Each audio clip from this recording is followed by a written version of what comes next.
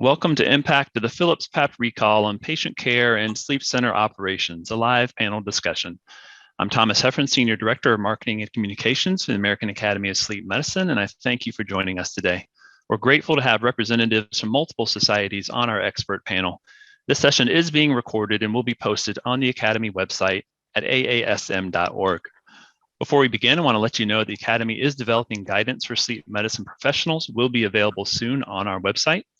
Questions that are not answered during today's discussion also can be sent by email to recall@aasm.org. Now, to get started, I'd like to introduce our moderator, Dr. Shannon Sullivan, who's chair of the Academy's Public Safety Committee. She is a clinical professor in the Stanford University School of Medicine. Welcome, Dr. Sullivan. Thomas, thank you so much, and thank you to all of our panelists. I'd like to introduce the esteemed group that are with me today, and I want to personally thank each and every one of them for coming together on such short notice. We have Dr. Sarah Benjamin, representing the American Academy of Neurology. She's a neurologist working as a clinical associate with the Johns Hopkins Center for Sleep in Howard County, Maryland. Welcome, Dr. Benjamin. We have Dr. Martha Billings, representing the American Thoracic Society. She's an associate professor of medicine in the Division of Pulmonary, Critical Care, and Sleep Medicine at the University of Washington. Welcome, Dr. Billings, and thank you.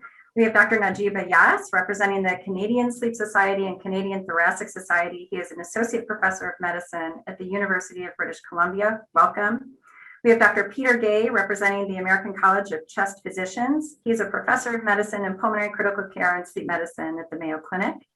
We have my co-chair for the Public Safety Committee at the American Academy of Sleep Medicine, Dr. Adil Rishi, also joining us today. He is an assistant professor of medicine and consultant in pulmonary critical care and sleep medicine at Mayo Clinic in Eau Claire, Wisconsin. And finally, we have also Dr. Brittany Meyer. She is also representing the American Academy of Sleep Medicine, and she's a sleep physician and medical director for Community Health System at Procure Health in Wisconsin. She also works for an independent testing facilities for Western Sleep Medicine in Nebraska and Wyoming. Welcome to everybody, and thank you again for participating in this panel. So to provide a little context, and this is a recent history we know well, just at the beginning of this week, on June 14th, 2021, Philips initiated a voluntary recall notification in the United States for specific models of continuous positive airway pressure, or CPAP, for bilevel or BiPAP and mechanical ventilator devices, stating that the recall is to ensure patient safety in consultation with regulatory agencies. The recall is to address identified potential health risks related to polyester-based polyurethane sound abatement foam that's used in these devices. And Philips continued to elaborate that foam degradation may happen over time, and the process seems to be accelerated by high heat, high humidity environments, and also possibly the use of ozone-based cleaning systems. Now here is just, again, this is direct from the Philips website. This recall is fairly widespread. Here's a list of some of the affected devices, and you can see that most of the DreamStation line, the ASV, ST, AVAPs, CPAP, APAP, BiPAP, the Go, are all affected, as well as certain System 1 devices, and also the OmniLab Advanced Plus, which is an in-lab titration device. In addition, Trilogy 100 and 200 ventilators have also been affected, and some other A-series BiPAP devices. And what is not shown on this page is 2 devices that are not marketed in the United States, also affected by this recall. Next slide.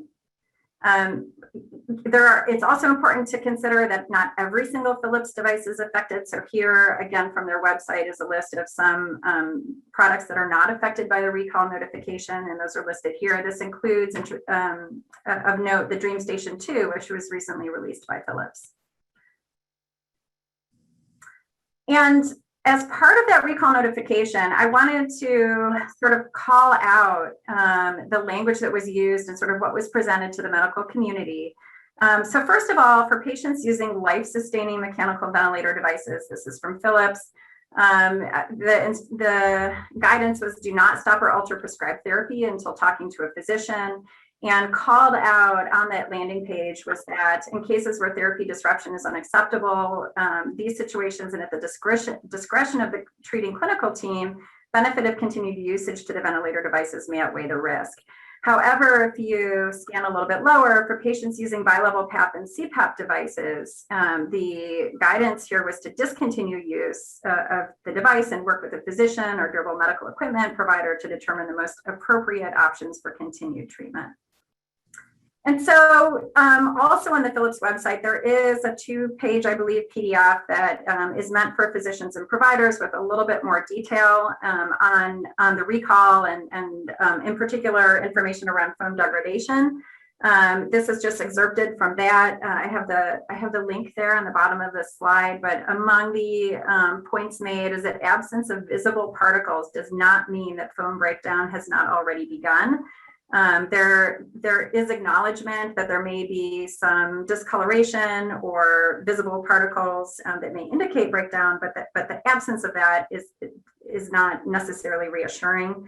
They list the harmful chemicals that have been, potentially harmful chemicals that have been identified, which are listed there. And also note that to date, no reports of death have been made as a result of these issues. The risks of particulate exposure are listed to include headache, irritation, inflammation, respiratory issues, and possible toxic and carcinogenic effects. So that's one type of exposure, this particulate exposure. The other exposure listed is a chemical exposure due to off-gassing of VOCs, and this would include headaches, irritation, hypersensitivity, nausea, vomiting, and again, possible toxic or carcinogenic effects. Next slide. So at this point, with that really brief review, what I'd like to do is kind of open it up to our panelists to really talk about some of the issues that they've been facing at their centers and how they're starting to come around to a process to adapt to this new information and to the particular situation that this puts our practices, our labs, and of course our patients in, and thinking about being patient focused. And just for some ground rules, first of all, I'm delighted to be seeing already some activity in the chat, and we're hoping to make this interactive. I have some questions on the next couple of slides to sort of get the conversation going and kick it off. But do keep in mind that this is a situation that's evolving, and so this is kind of version 1 of an effort to sort of bring our broad medical communities together. We're all here for the service of our patients and to think about what's best for patient care and how we can provide some systematic response given this recent information. So to kick it off, what I'd like to hear from the panelists is sort of how your centers are adjusting to this recall. What have you done in terms of, or how have you thought about attempting to contact patients, and in particular, some elements of that, and this is not exhaustive, or things around, what's the personnel burden like at your center? Are you using standardized language to try to provide this information and disseminate information such as smart phrases if you're an Epic user? Are you using electronic communications? Are you attempting to make appointments? And we can start there. There's a lot of questions on this page, but I open it up to the panel.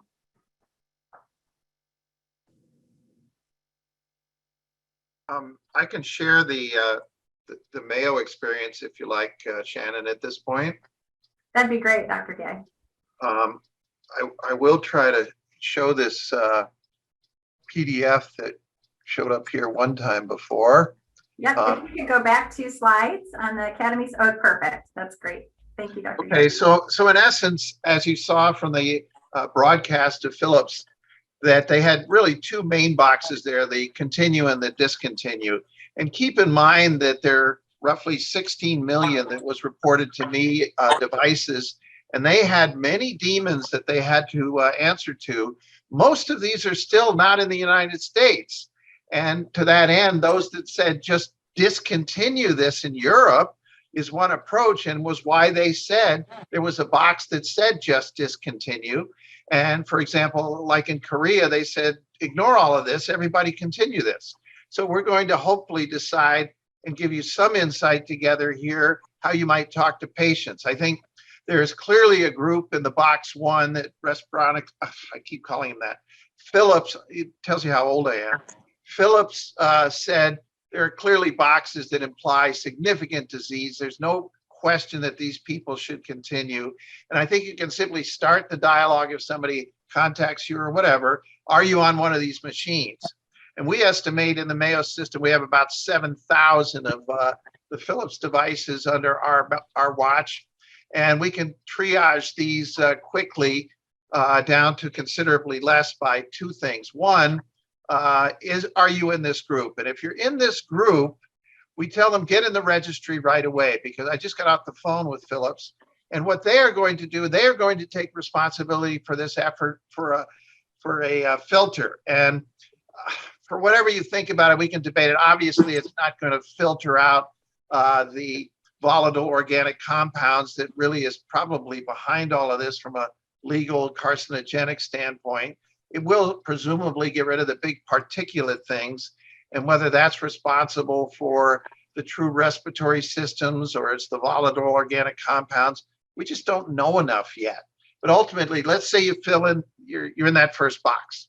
You're in that first box, you get in the registry, they're going to work out a system to get you a filter as quickly as possible. Now, the finesse comes in what I think most of us are saying. You do not just fall into the discontinue box, because there, for example, we have about 8 questions to ask. Let's talk about disease first. If you have, COPD, hypoventilation, neuromuscular disease, atrial fib, cardiac failure, whatever, those are quick 4 or 5 questions you can ask your patients. And we would recommend continuing the device until, now Philips is also going to prioritize replacement. You're not going to get a new machine if you're a new customer now. They just told me they're going to ramp up full bore to the System 2, which is a silicon now system rather than the foam based. And however you get into the registry now, whether they're going to prioritize OmniLab, we'll have to talk to them about that too. But right now, you get in that registry, you're going to get a filter. You don't have to go to Amazon and start clowning around getting a filter that you don't even know works. But, you guys I'm just showing you our example. So we need to come to some quick 4 or 5 questions here. But then obviously there's some other things. If you're so sleepy, you're going to fall down and break your hip. That's a situation. Obviously, patients who are DOT license issues are going to have to keep on this thing.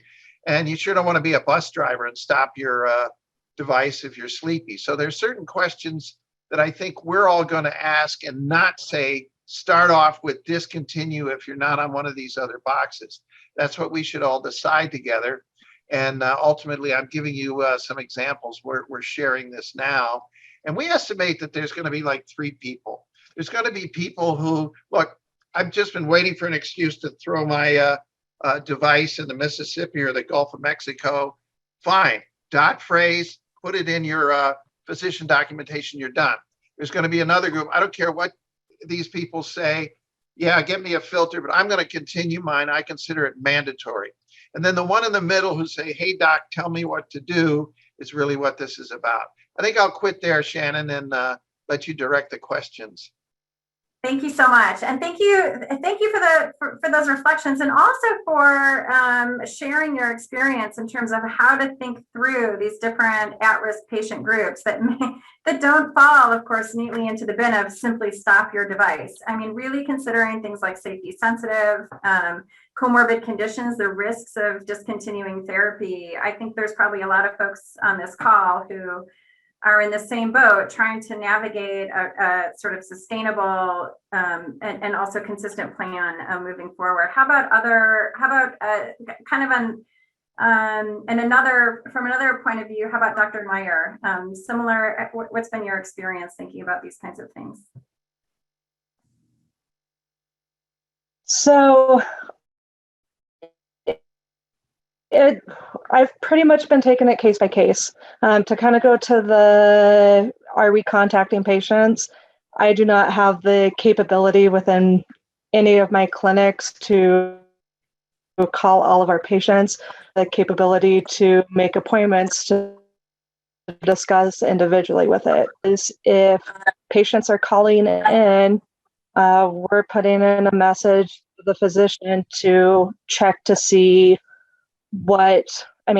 case by case. And I think, as Dr. Gates said, the patients that really need their CPAPs and stuff, continuing my understanding from everything I've kind of red is the so clean or the high heat, and ozone tends to degrade faster. So recommendations have been to stop the so clean devices. But we're kind of taking it case by case at this point. I will tell you in discussion with them that they did the toxic analysis. This is what happens when something explodes like this. You go down a protocol where they had to do a toxic analysis. So they have to look at exposure over a lifetime, over a certain period of time. They don't know if this stuff emits quickly. They don't know if it slowly emits, but the idea is it will be accelerated if it gets wet and it gets hot. And any other degradation things that you can think about, the foam in your attic that falls apart. And these volatile organic chemicals will come off in different ways, but they're the carcinogens. Remember, this was 11 people who reported the events, and the adverse event was just getting a nebulizer for bronchospasm. So those are the things that triggered this whole analysis. And whether your filter is going to clear that symptomatic patient out, we don't know, but that's at least the hope we have. And that's what I think best to reflect to patients, that give them some idea. Look, if you're going to continue this, maybe the badness is going to make you cough and feel bad. The filter will help. We don't know for sure, but we're hoping that's true. As far as the VOCs, if you cannot live with benzene or toluene coming into you because you'll get cancer in 20 years, you're just going to have to stop or figure out a way to sleep. And Dr. Billings, I see your, thank you very much for also answering in the chat. And we have lots of Q&A questions coming in. Dr. Billings, can you share a little bit what you've been sharing with the group in the chat on the filter and concerns around it, just like what Dr. Gay was saying, not addressing off-gassing of VOCs? Yeah, from what I've learned, and this is mostly what I've just read and heard from other colleagues, is that the filter, the bacterial filter, which Philips has recommended for mechanical ventilation devices, can get rid of those particulates that come off the foam with degradation, like with the use of the SoClean and other devices that use ozone that can expedite the foam degradation, but they don't have any impact on the very volatile compounds that are off-gassed. And those are the ones, as Dr. Gay was saying, that with long-term use, there's this risk of cancer. So, one might postulate there's probably a lot of chemicals being off-gassed in our environment. So, I don't know of this risk versus other risks, but I don't think that the filter can mitigate that particular risk from these compounds. So, that's been our approach as well, as kind of case-by-case basis, use the filter. And if someone is very anxious about that risk of cancer, and they don't have severe, complications from their sleep disorder breathing, then there should be someone that would wait and get a new device rather than continue using. And lots of questions coming in on the filters on the chat and in the Q&A about whether or not you should outfit your lab devices with filters, whether or not, Philips has, and correct me, panelists, if I haven't read the most recent version, but Philips has commented on filters in the case of ventilator devices, but not necessarily for the CPAP and BiPAP devices. And again, please correct me if I'm wrong. But if that's the case, what about limitations in terms of being able to procure filters? What are other centers thinking about that? So someone who hasn't spoken yet on the panel would love to kind of hear your 2 cents.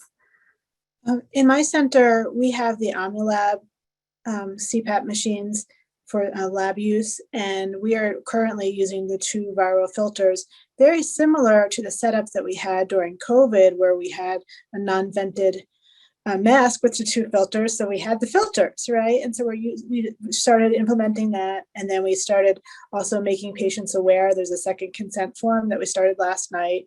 I think 2 patients out of our 6 beds were there for CPAP, and they both signed it. And it's my understanding, if they're not comfortable with this, we can either do a baseline and, just a baseline if it's a split, or we can delay the titration portion of the study. I think that's very pragmatic. And this is a question for you, Dr. Benjamin, and also broadly for the panel. Coming up with this kind of informed consent so quickly, is that something you worked with your risk management group on, or something that almost seemed like, as you said, kind of an extension of what we've had to navigate during the COVID pandemic?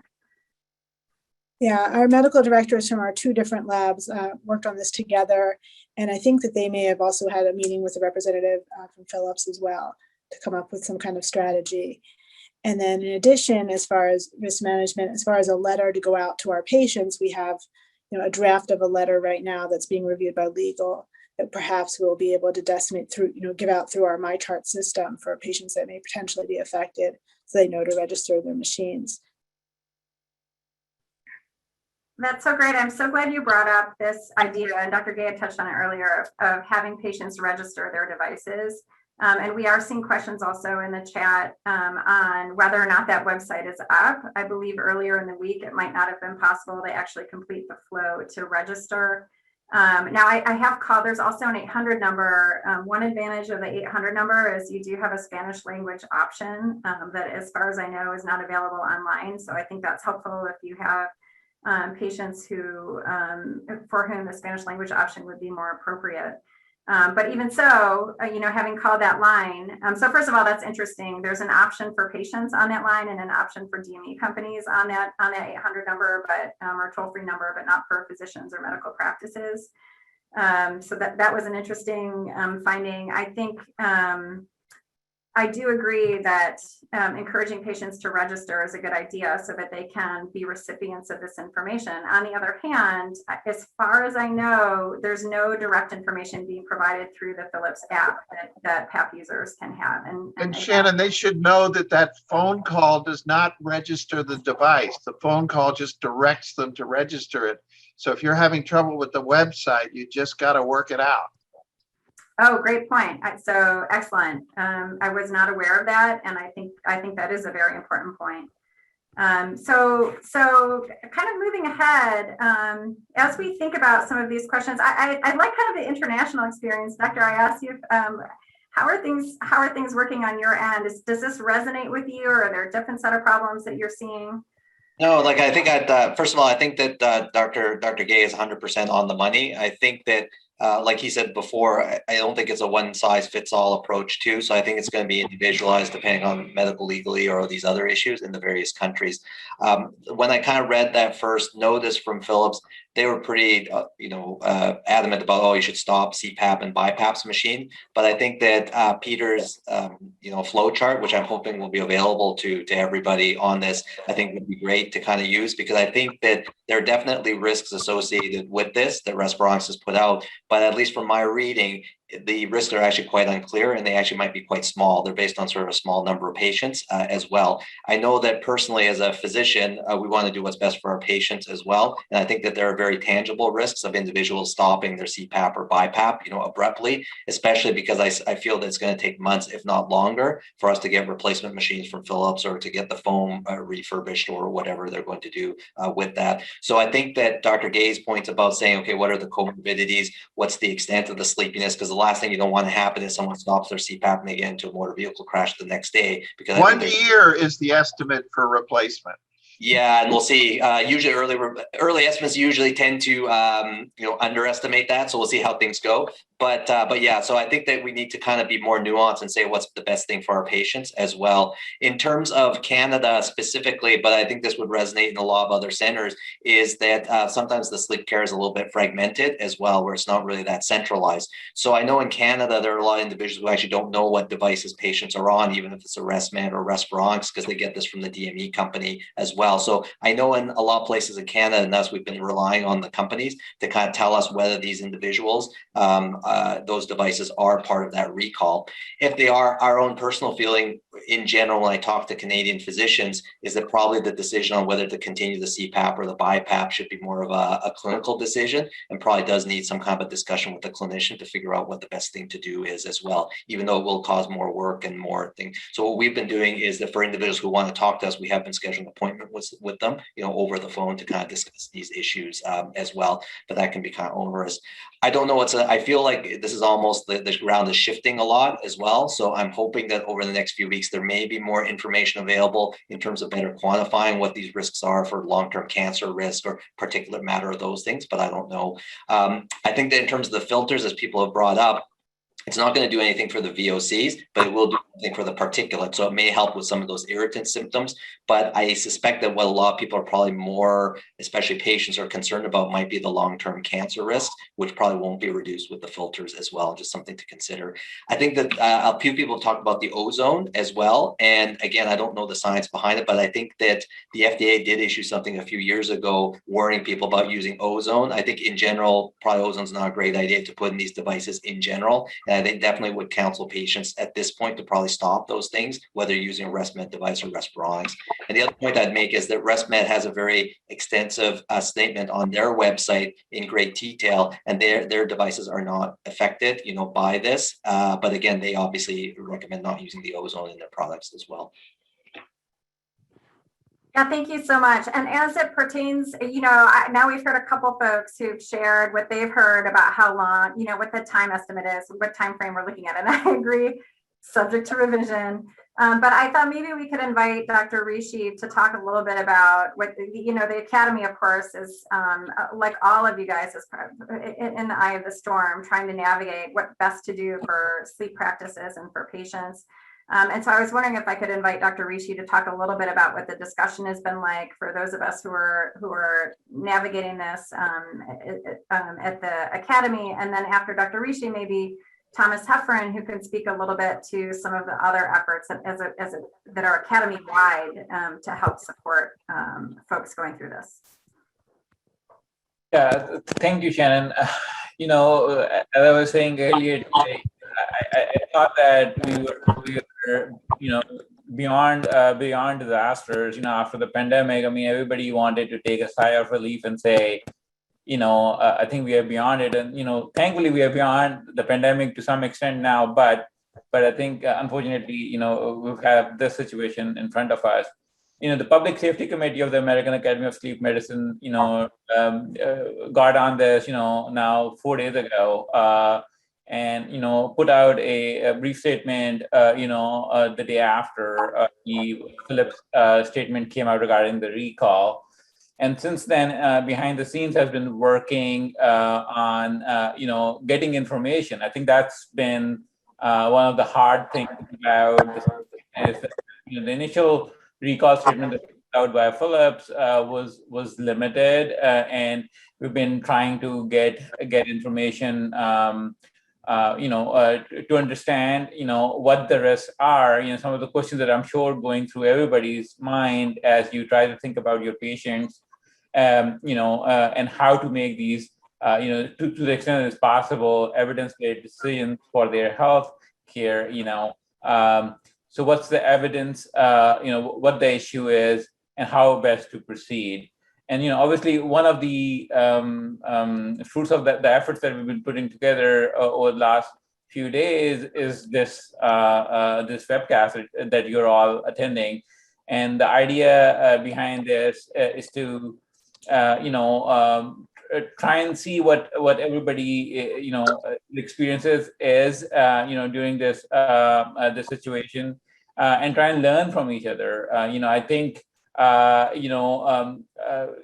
think it's clear that the data is limited in terms of how we make decisions. I think that most of the information that you'll hear here is what appears to be best practice. But I think has to be understood is that there is very little evidence that, for example, what would be the effect of the bacterial filters, or what does using your PAP device in a hot, humid environment does to it, over several years.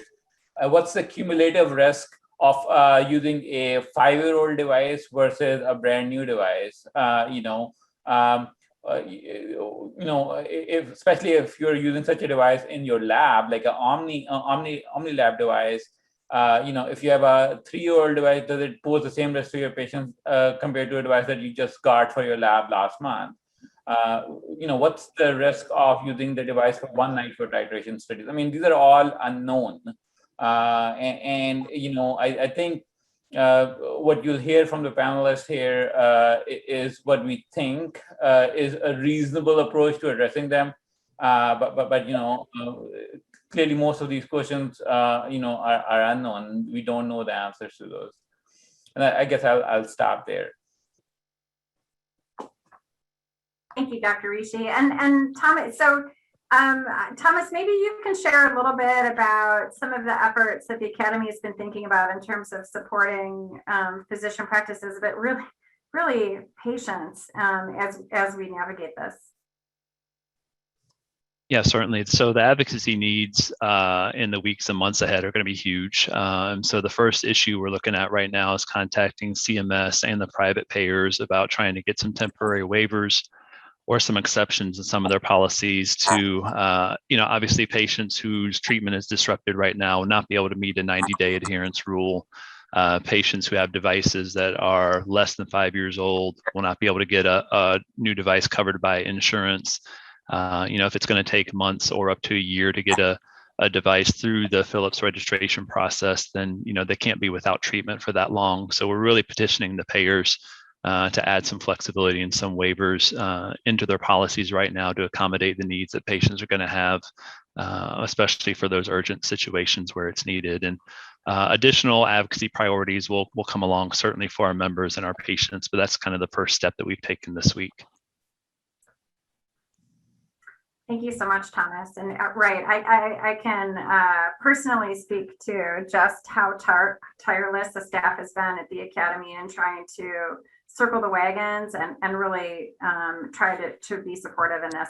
And this is probably not the best time, but a time to let everyone know that I believe the Academy today launched a discussions group live for the entire American Academy of Sleep Medicine community to be able to share ideas. And as there are 74 comments and questions in the Q&A section of our webcast today, of our webinar today. There's even more comments inside the chat. And I think this really speaks to the need for us to be able to communicate with one another, share ideas. For example, Dr. Benjamin was suggesting how her practice had come up with a system to have a consent in place if people are going to come in for titrations on an OmniLab device, and multiple people were like, oh my gosh, could you share with us some of that language or some of that verbiage? And I think this is a chance for us to communicate with one another and learn from one another. So every single one of our practices is not reinventing the wheel and trying to come up with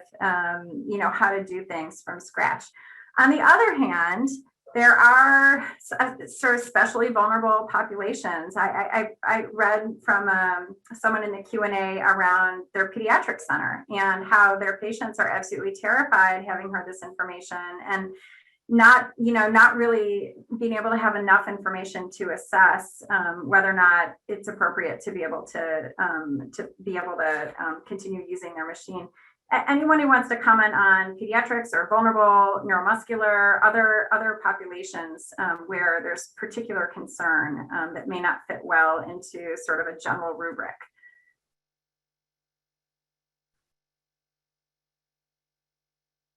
It's a tough space. Another one, and this one was covered, and again, I'll leave this open for the panel, but drivers, DOT. So I've been also reading in the chat and in the Q&A. What do you do with drivers? Now, Dr. Gay, you covered that in the particular flow sheet that you had. Do you want to comment a little bit on? Yeah, I wonder if we should say something to this effect, and I guess we'll have to talk offline. That are we going to at least offer something that the societal people can get together and just say, look, this is our best guess. It is the Mayo opinion that it really isn't a very good idea to tell a bus driver to stop their CPAP. And the DOT is not going to put up with an airline pilot stopping their device. So I think we're pretty comfortable in saying, look, these are the facts. If you cannot live with a potentially carcinogenic device coming at you, then you're going to have to work it out with your employer. But we're going to say that we don't think it's a good idea to test the outcome of discontinuing your device and flying an airplane or taking children to school. And the consequences of that are as known as I am going to tell you right now, and I can't tell you anything else. It will evolve over time, but why don't we start with this? Why don't we offer something? There are many contingencies in the chat. I could spend the entire week answering excellent questions in there, but I think we need a basis to help the physicians caring for their patients, and maybe we can come up with something and just offer it on the ASM website, the ATS website, something communal. Where should we go with this, Shannon? Well, I think that's exactly right. And this is the first, first of all, I want to again say thank you to the different societies represented here today. And, this is like 2 months after many of our societies came together in response to the AHRQ report around CPAP and outcomes. Not to be facetious, but like we keep meeting like this, when we're faced with a crisis. I think this is an excellent opportunity for us as a broad group of clinicians to do exactly that, Dr. Gay, to come together and say, we need to take a position here. We agree that this will be a first pass. We agree that we'll need to refine things as we learn more information, but this is a first attempt to do exactly that, to get our ideas out there on the table, to start that discussion with one another so we can do just that. So I think that's a fabulous idea. Yeah, I 100% agree. Like I know for in Canada, we're probably going to come up with statements, at least in Canada, to help people as well. Because one of the issues is the way the current recall is noted. If you actually don't stop the CPAP or BiPAP right away, you'd sort of be doing what's against the recall, which again, as most clinicians, like universally, most clinicians say that's not a reasonable kind of option. Like you said, like stopping a CPAP in a pilot and letting them go fly around, like makes absolutely no sense clinically as well. So I think that to provide sort of clinicians with some guidance, or at least some, not to use the word cover, but, for that, I think would be very valuable as well, because a lot of people are calling me about exactly what to do as well. So I personally think it would be a good idea to do that. It would be nice if it was kind of across societies as well, but definitely like I get the sense that a lot of clinicians need, support in that way. Well, look, we've learned from the pandemic that people need to make their own risks assessments about something that's real and out there. How much every little thing that a human does that put them at risk for COVID, well, people made choices, but they were choices made on the best advice that could be available. And I think that's where we as society should make an effort to at least hand you something. And that's, I think, what we're advocating here for. Give us your best ideas and we'll put something out there for you and let's run with it.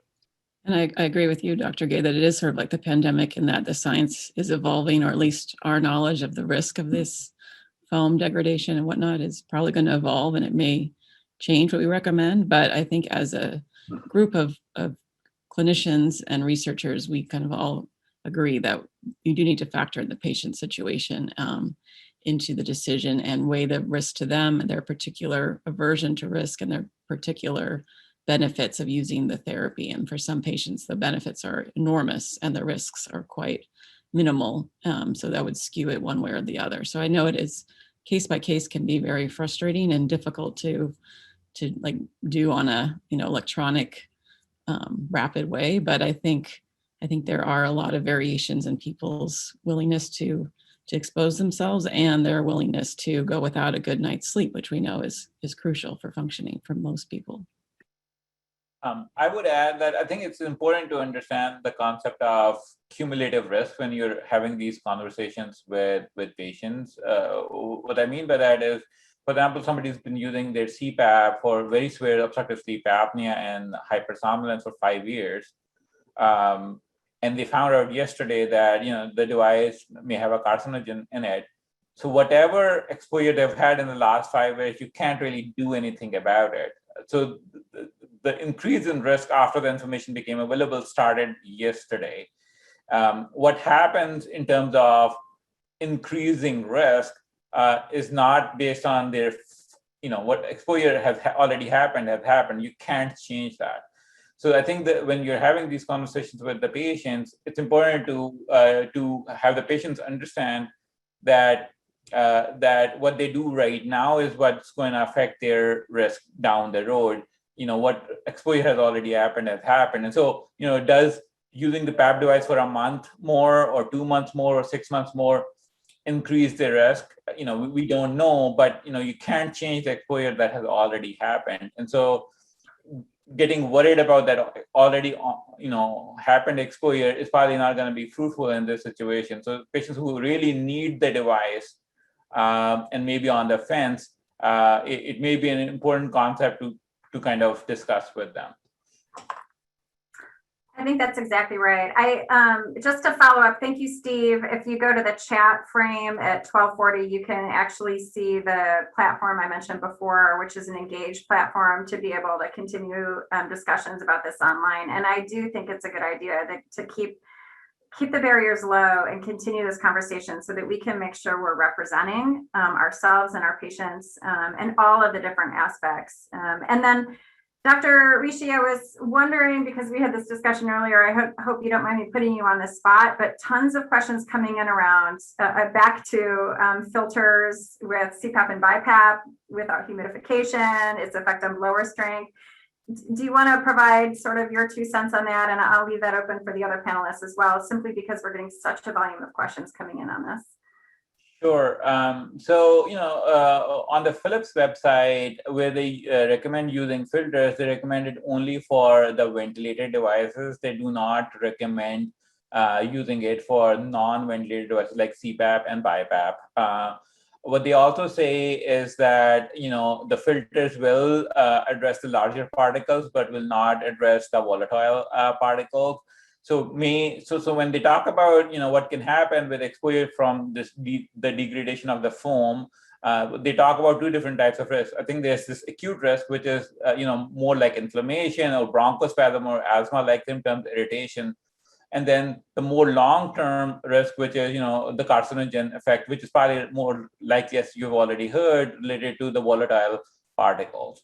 And so the filter will probably, to some extent, stop the larger particles and may reduce the risk of, the bronchospasm and the like sort of symptoms, but will not address the volatile particles. The other issue to kind of keep in mind is that there will be a run on these filters. So although my understanding is that no prescription is required for these filters, and the cost for the filter is between $5 and $10. So even if they can't get Philips, your patient can get Philips to cover the cost is not prohibitive.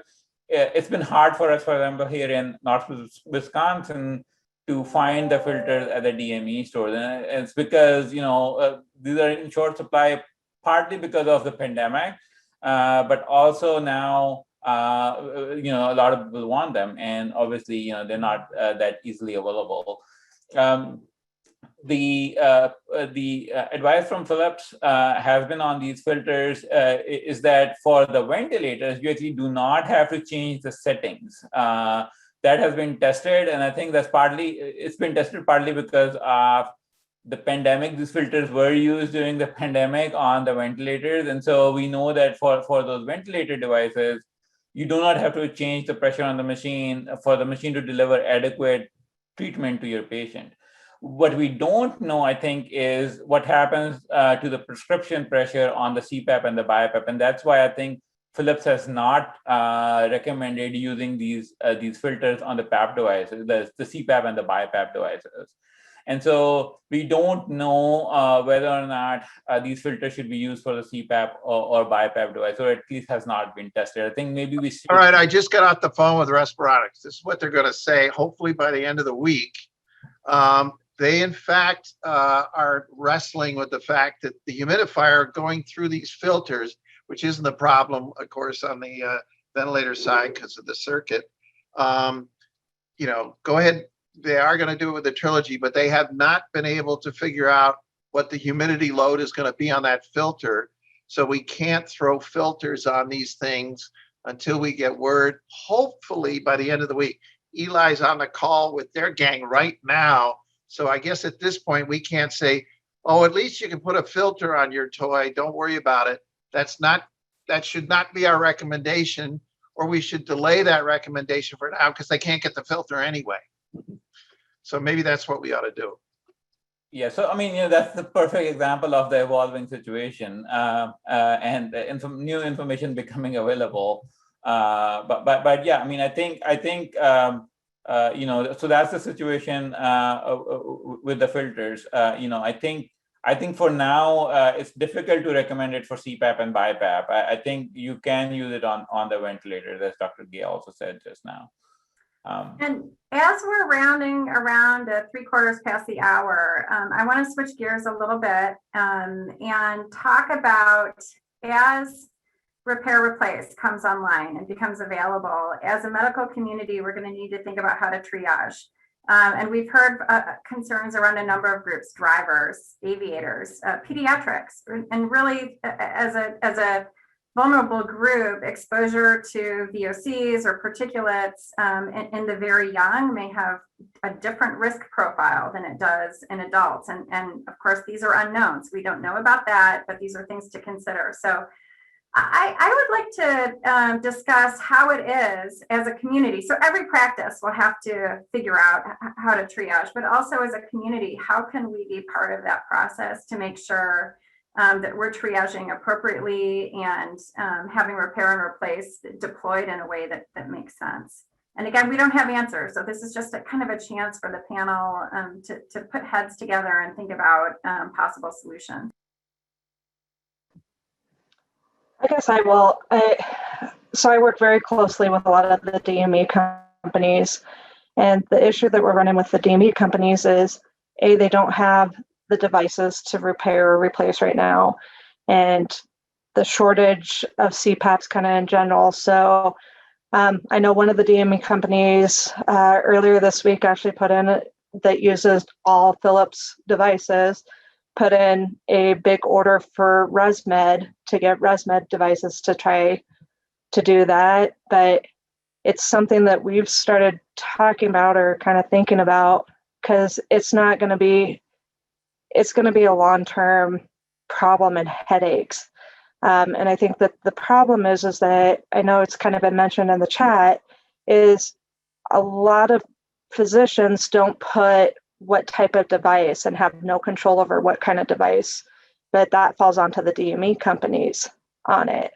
And then with the statements that came out is, it's patients are contacting the DME companies. DME doesn't feel comfortable in making these decisions on who's going to continue to use devices or not. And so referring back to the sleep clinics or the sleep physicians. And so I don't think there is going to be an easy answer on this. I know that our DMEs have been recommending is encouraging patients to go on and actually register their devices, so that once these filters come out, or they do have the Dream Stations too, so that they can start replacing, that they're already registered to do that. And then unfortunately, I think it's going to come down to the DME companies and the sleep physicians actually kind of working and even more closely together to prioritize on which patients do we actually pick to repair and replace first. And things that we've already talked about, the most high-risk patients are going to be the first one at the top of the line. Well, that's such a good point, Dr. Meyer. And I think it's an opportunity for us to work with suppliers and DME companies to the extent that we can, because I, for one, don't believe that it should simply be first come, first serve when it comes to being able to repair and replace, or to be able to address this concern. We all know, probably in our heads, of our patient panels who we'd like to see first in line, and where our highest priority is. So, it's really an open question. How do we communicate that so that these patients, of course, we want every single patient to have this issue resolved. But at the same time, there may be priorities and these should be sort of clinically forwarded, so that it really isn't just the person who gets up first and gets in line first. Other thoughts on that? And I also appreciate, I've seen in a couple different comments in the chat that the DME companies are really in the middle. And I think Dr. Meyer, you did a very good job of sort of explaining why that is. Yeah, I agree. And it would be nice to kind of come up with some way to prioritize individuals based on what they need medically, more so than if they're first in the line. And I think that definitely there may be sort of a disproportionate effect on individuals who might be vulnerable anyways, for a variety of reasons as well. So I think that's something we need to think about. The other thing I'm just not sure about is obviously, restaurants will eventually, I guess, replace these machines or do the phone, but that's going to take a while. I'm just not sure who's going to be accountable for a lot of these costs and stuff as well, whether it's going to fall on the DMEs, which doesn't really seem very reasonable to me, or patients have to buy them on their own. That's kind of very unclear to me how that's going to pan out, or even, if everyone's going to buy new filters and all these kinds of things from the machine, like where exactly does that fall on financially as well? So it would be kind of interesting to see how things fall out in the next few weeks as well.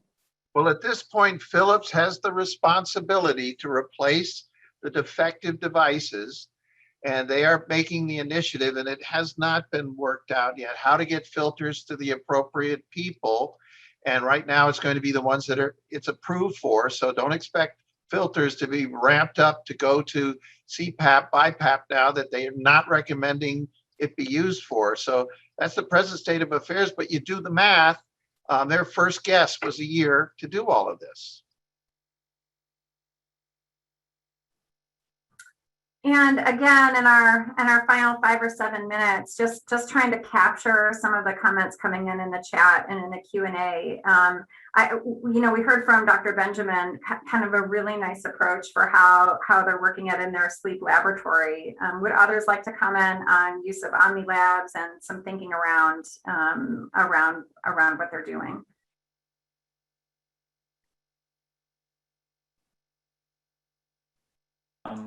So I guess I can comment a little bit on this issue. I think so. In our lab, we mostly have ResMed devices, but we do have a few Respironics devices, and we've decided to take them out of commission. Now I know that that's not possible for all the labs out there, and so one of the options that I've discussed with some of my colleagues who are in that situation is that if you decided that you want to continue or you need to continue for the care of your patients, these devices, you have to be selective on which patients you need to do it. I mean, there are some patients you just have no option but to titrate them. Other patients you can try and do auto titration at home with an auto PAP device. But for those patients you need to bring in to do the titration because you have no option,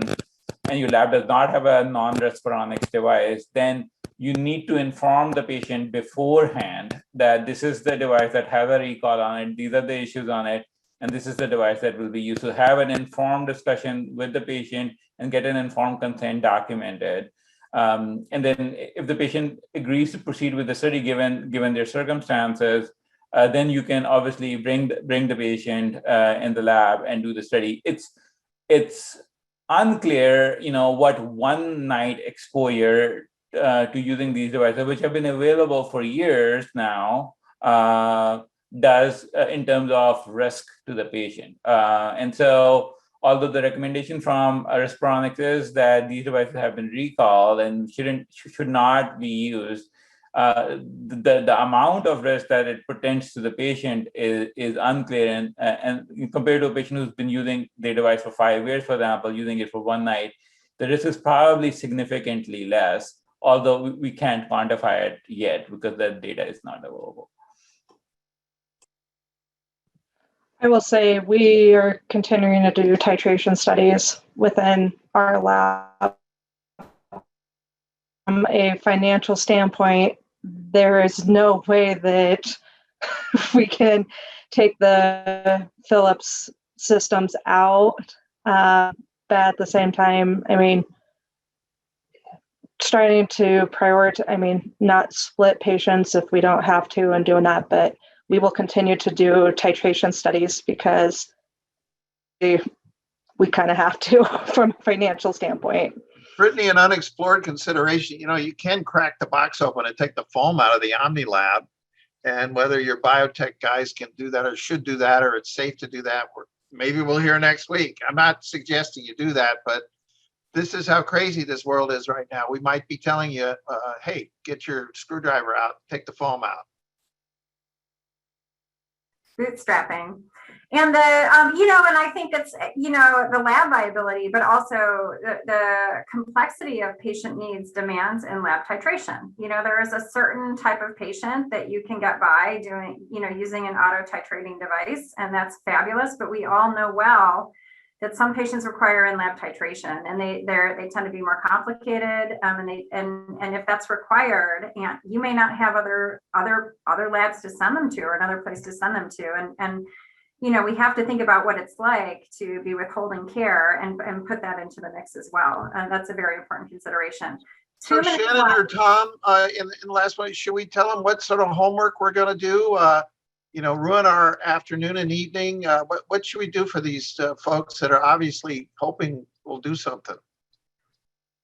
Well, on the way to Thomas kind of giving us our marching orders, one thing we didn't have time to talk to, but I think is an incredibly important issue, is clinical research.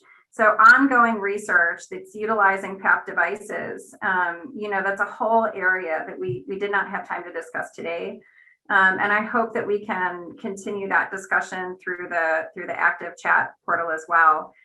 Because I think, there are a lot of considerations there. And this type of thing is also very important to support our field. And so understanding what to do midstream in that kind of a situation, and how to inform research participants, these are critical issues as well. And I don't want to give those important concerns short shrift. But with that, 1 minute left, Thomas, do you want to outline some parting thoughts and some places where people can go to continue this endeavor that was launched, certainly not completed right now, but our collaboration and how we hope to move forward? Yeah, we certainly encourage all of our members to go to engage.aasm.org. There is a new members forum there where I think would be really valuable for all of our members to engage with one another and share their experiences and learn from each other there. So go to engage.aasm.org and join the members forum there. We also have an email address set up, recall@aasm.org. We know there are a lot of questions in the chat today, and not all of them were answered, but additional questions can be sent to recall@aasm.org. Our public safety committee will be taking a look at those and hopefully posting some FAQs on the website in the near future. A recording of this session is going to be on the Academy website, hopefully here within a couple of hours, so that will be available as well. Dr. Gay, I know there's been lots of requests for us to share your algorithm also, so if that has your approval, then we can make that available also. And Thomas, also some requests around consent language, informational language, dot phrases, and that kind of thing. So, as that becomes available, we will try to connect folks with that as well. We're at the top of the hour. I just wanted to thank every person on this panel and every single person who was able to join us today. I understand that everybody was able to get into the call because we were at capacity. So again, this is going to be posted. Please spread the word.